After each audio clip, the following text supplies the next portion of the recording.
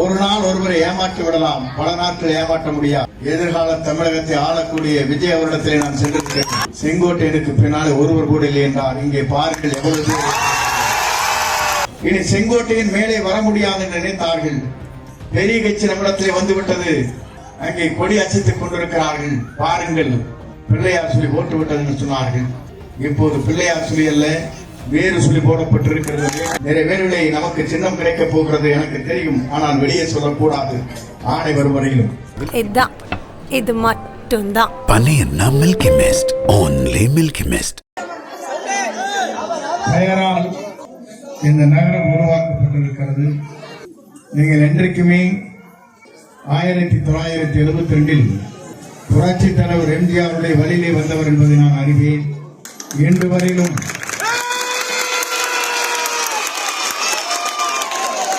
புரட்சி தலைவர் அம்மாவுடைய வழியிலே நின்று நாம் அனைவரும் பணியாற்றினோம். ஆனால் இன்றைக்கு இயக்கத்திலே அடிப்படை உறுப்பினர் நினைக்கப்பட்டிருக்கிறார். 50 ஆண்டு காலம் இந்த இயக்கத்திற்காக உழைத்தேன். இப்போது இளைஞரின் எழுச்சி நாயகனாக இருக்கிற விஜய் அவருடைய இயக்கத்தை நான் எப்படி புரட்சி தலைவரோடு இணைந்து பணியாற்றினோம். 3 முறை தமிழ்நாட்டின் நிரந்தர முதலமைச்சர் வரலாற்றை படைத்தார். புரட்சி தலைவருடைய வழியில் புரட்சி தலைவர் அம்மா அவர்கள் பல்வேறு திட்டங்களை தமிழகத்தில் நிறைவேற்றி நாம் நம்முடைய தாயை மட்டும்தான் அம்மா என்று அழைப்போம். ஆனால் உலகத்திலே வாழ்கிற அத்தனை பேரும் அம்மா என்று அழைக்கக்கூடிய ஒரே தலைவி புரட்சி தலைவர் அம்மா. அந்த அம்மா வழியிலே நான் என் பயணத்தை மேற்கொண்டேன். என்னுடைய பயணம் இளைஞரின் எழுச்சி நாயகனாக இருக்கிற விஜயுடைய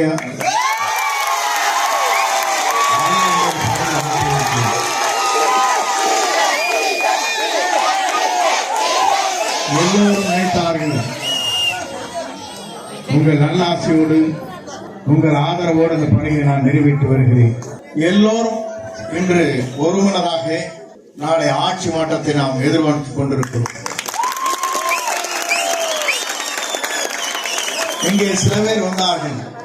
நான் அதைத்தான் இன்றைக்கு சொன்னேன். ஒரு நாள் ஒருவரை ஏமாற்றி விடலாம், பல நாட்கள் ஏமாற்ற முடியாது. புரட்சி தலைவர் அதைத்தான் சொன்னார்.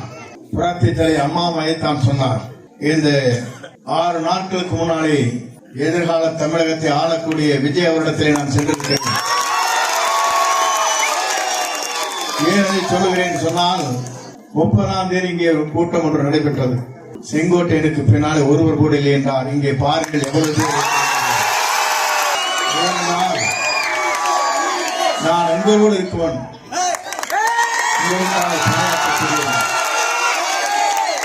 உங்களுக்காக ஒரு சட்ட திருத்தத்தை கொண்டு வந்தேன். 8ஆம் வகுப்பு முடித்திருந்தால் மட்டும்தான் லைசன்ஸ். இது உங்களுக்கு கொண்டு வந்த திட்டம் இன்றைக்கு தமிழகத்திலே மட்டும் இந்தியாவில் நீங்கள் 73 பேர்களுக்காக கொண்டு வந்த திட்டம் 1 லட்சம் பேர் இன்றைக்கு தமிழ்நாட்டில்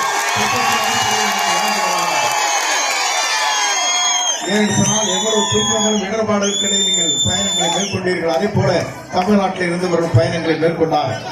நீங்கள் வருவாய் ஈட்டி வருகிற போது காவல்துறையை சார்ந்தவர்களை எல்லாம் எங்கே லைசன்ஸ் என்று கேட்பார்கள். ஆனால் இந்த அதிகாரத்தை 73 பேர் மட்டுமல்ல 1 லட்சம் பேர் இந்தியாவிலே வாழ்கிறார்கள். எனக்கு விட்டுட்டவரே நீங்கள் தான். நீங்கள் என்றால் அவர்களுக்கு அந்த வாய்ப்பு கிடைத்திருக்கார்.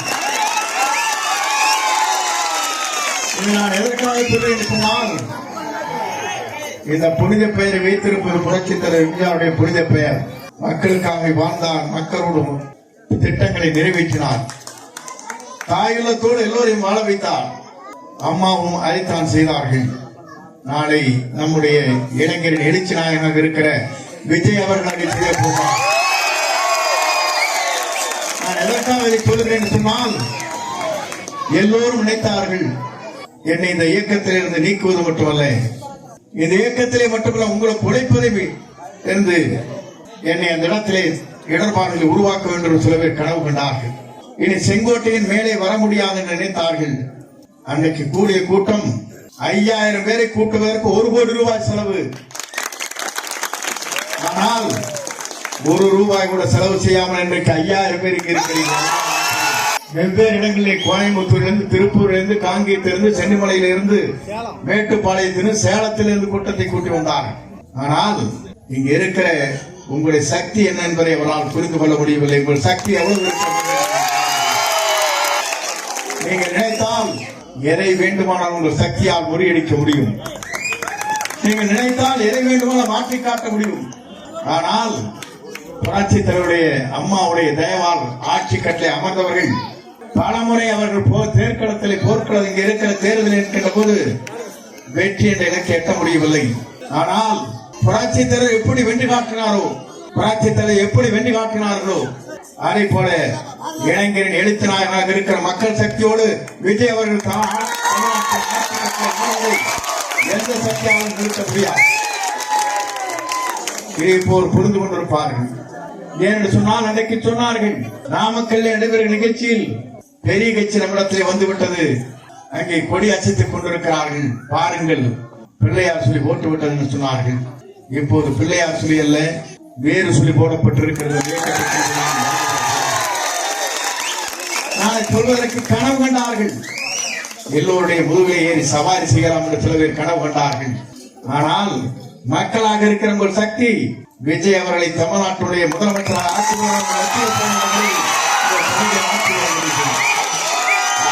சக்திக்கு மேலே யாரும் தடை போட்டு நிறுத்த முடியாது.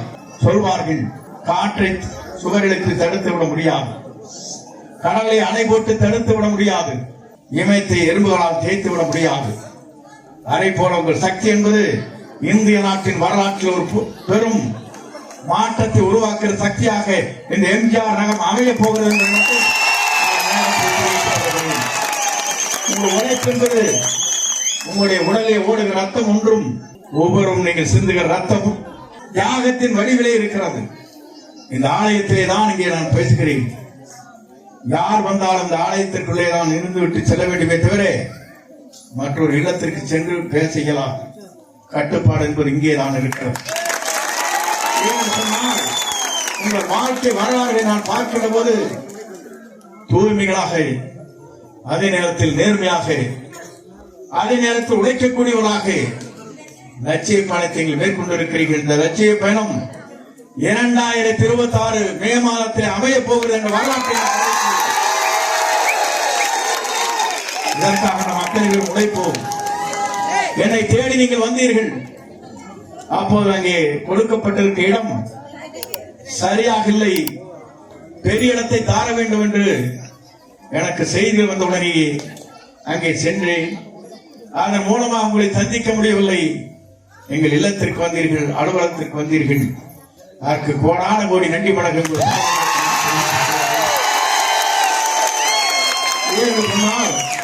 அப்போது இங்க இருக்கிற எல்லோரிடத்தில் நான் சொன்னேன், நீங்கள் வராதீர்கள், உங்களை நாடி நான் வருகிறேன் என்று சொன்னேன். சொன்னால் எதிர்கால தமிழகத்தை உருவாக்குவதற்கு இன்றைக்கு விஜய் உங்கள் இடத்திலே தான் வருகின்ற 16ஆம் தேதி என்று கூட்டம் கூட இருக்கிறது. இந்த கூட்டத்தை பார்ப்பதற்கு பிறகு கொங்கு மண்டலமே வியக்க போகின்ற வரலாற்று வரலாற்றுக்கு சொந்தக்காரர் நீங்கள், வரலாற்றை படைக்கக்கூடியவர் நீங்கள். ஒரே ஒளி இவ்வளவு பேர், அவருக்கு இவ்வளவு பேர் ஆதரவு இருக்கிறது. ஆனால் தமிழ்நாட்டில் இது போன்ற லட்சம் கிராமங்கள் இருக்கிறது, மறந்துவிடக்கூடாது. அத்தனை பேர் ஒரே குரலைத்தான் கொடுத்துக் கொண்டிருக்கிறார்கள். இருக்கிற குழந்தையை கேட்டால் சொல்லுகிறது தாயிடத்திலும் தந்தையிடத்திலும், இந்த முறை விஜய்க்குத்தான் ஓட்டு போட வேண்டும்.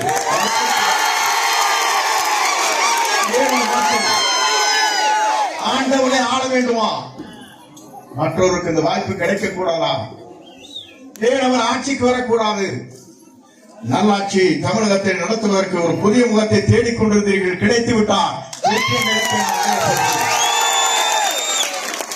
எல்லோரும் நினைத்தார்கள் கடலில் நம்மை தள்ளிவிட்டதாக சொன்னார்கள்.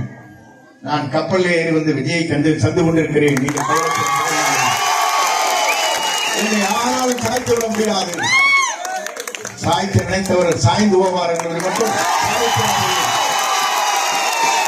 கவலைப்பட தேவையில்லை. அதைத்தான் அன்றைக்கு சொன்னேன். நான் என்று ஒருவன் நினைத்தால் ஆண்டவன் தான் என்று காட்டி விடுவான் என்று அன்றைக்கு சொன்னேன். ஆண்டவன் இங்கே இருக்கிறார். ஆளப்போவது விஜயராமன்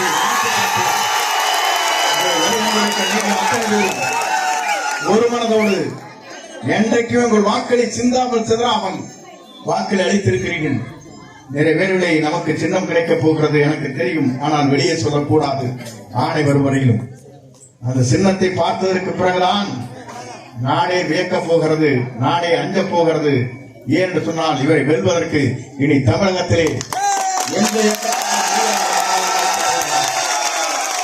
வாருங்கள் வெற்றியை தேடித்தான் விடுதலை. நன்றி, வணக்கம். இதுதான், இது மட்டும்தான். Paneerna Milky Mist.